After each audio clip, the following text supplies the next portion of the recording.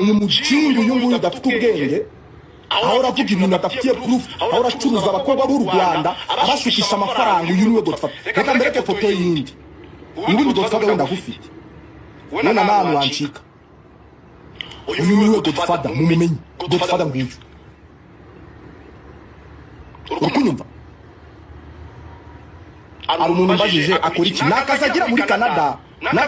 Canada ahora kuri TikTok na Twitter nakazagira muri Canada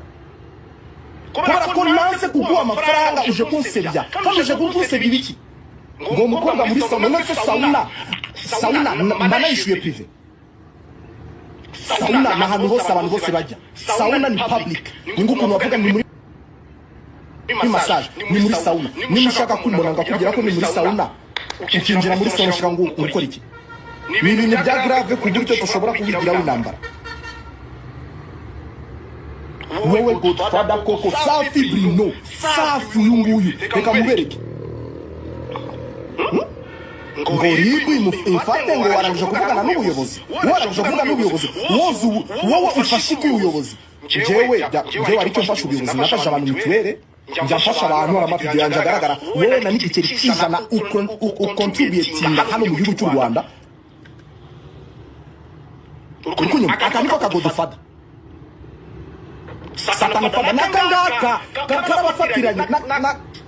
uyu nguyu Godfather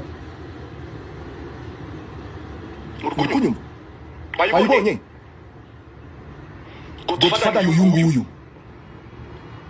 niwe Godfather wabafashe ku ijosi Godfather ndakufite ndazana na mama wawe ndazana n'abantu mwavukanye umva ndakuzana wese kubona ndagufite igihe kinini cyane Godfather abantu ufite ubugande kukuruta sibyo abantu ufite ubugande kukuruta amakuru yawe yose ndayafite muri Canada nzwi amakuru